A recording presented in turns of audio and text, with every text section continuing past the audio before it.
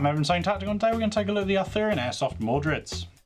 The Arthurian Airsoft Mordred in obsidian and sandstone are constructed from full metal with safe, semi and full auto fire modes, adjustable flip up front and rear sights, a single point sling plate at the rear of the body, as well as quick detach sling point mounts on the handguard, has a 15 metal toothed piston, reinforced tappet plate and 8mm bearings, comes with a 450 round high capacity magazine, comes with 3 pieces of rail to attach to the handguard and a quick detach suppressor, has a full length rail along the top of the weapon, a 14mm counterclockwise threaded outer barrel and an adjustable hop unit.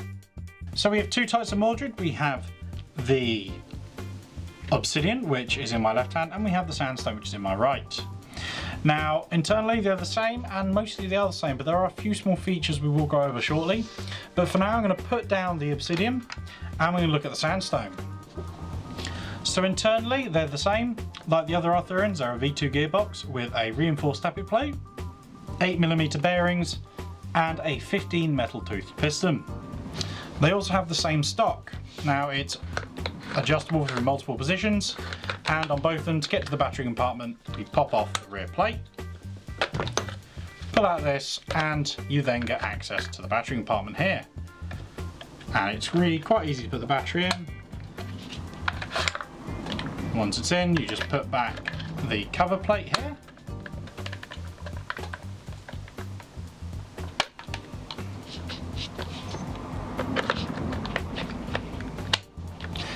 Put the stock back on and you're good to go.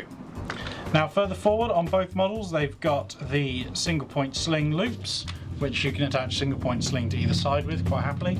You can also run a sling through the rear. And on the front of the handguard you do have, on both sides on the top halves, quick detach sling point mounts. So back to the stock. Now we have the castle nut here, which allows us access to the quick change spring system. So you undo the castle nut, slide the stock forward, turn it 45 degrees and pull it off. Then you can undo this knurled bolt and it will let you access the spring. Now this makes it a lot easier to change the spring. It saves a lot of time, a lot of effort having to take it to techs or taking it apart yourself and doing. So there we go. So tighten that back up so the stock's on nice and securely. You can either do it by hand or you can get a barrel nut tool and do the job. So we got the fake forward assist, which is the same on both, and the charging handle. Now with the charging handle, pull it back, locks open the bolt so we can adjust the hop unit. There you go. Now once you're done, press the bolt release catch here and the bolt will come forward. Lovely. On the right hand side we do have the magazine release. Now for a magazine they both come with the 450 round high cap, goes in, comes out really nicely. Now on the left hand side we've got the fire selector, so we have safe, semi and full auto, and the bolt release catch. So on the top we have our flip up rear and front sights, see there. Now this means that we can adjust left, right, up and down, or using the top rail you can attach some of your own optics. Now on the handguard there is no rail, as you can see, except on top, but we do have these large spaces and the screw holes here. Now these screw holes allow us to attach the rails that are specifically designed to them. They are not for M-LOK, I'm afraid, and this gives us the ability to attach rails everywhere, but I will show that in but a moment using a third one. And further forward we have our flash hider. Now these are really cool and they do take the quick release suppressor, which we shall now put that down and bring up the obsidian to show you. So the suppressor is currently on, and to take it off just press that and screw it counterclockwise. There we go, and off it comes really easily. Then when you're done, just put it back on and it locks in position. This gives it a really cool kind of special forces effect. Now there is a difference between the two, that is the pistol grip. Please ignore the red trigger, by the way. This obsidian is one that we take to shows and use as a demonstration, and it currently has a Leviathan MOSFET in to demonstrate what you can put in it. So with this one you get the beefier 416 style pistol grip, whereas with the sandstone you get the slightly more slimlined M4 style pistol grip.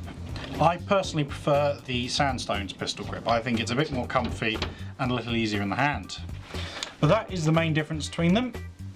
So let us just show you quickly what you can do with the rails and the quick detach sling points. I will also point out we do have quick detach sling points further back on the handguard as well as close to the front.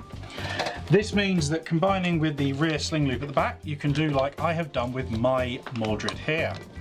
So I've got it slung at the back with a 2-point sling, and then I have the quick detach one at the front. This also allows us to see how you can use the rails to advantage.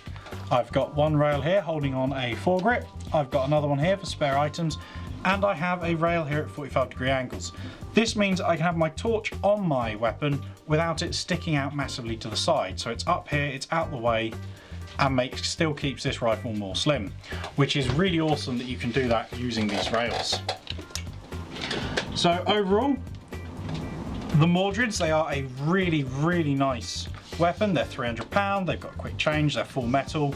They all come out firing about 330, and as usual you get an individual chrono sheet with them, which tells you what they chronoed out when they leave the factory and when they entered the UK.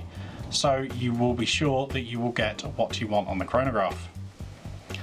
They are really nice to fire and shoot. We will actually just have a quick listen to the sandstone here. Here is it in single, and here's full auto. So that's really nice. With the single you get a nice snappy response, good trigger reaction, and then full auto you get a nice rate of fire, and this is awesome. And that combined with everything else makes these really good guns. As you can see from the fact I pulled mine up, I like them so much I went and bought myself one, and I have been very happy with it. They are quite frankly really nice guns. And for those of you who are doing like a Special Forces loadout / SEALs loadout, these work really well. They are based off the 416 style, and so they give that really cool, slightly more unique look. Hope this was helpful. Thank you for watching.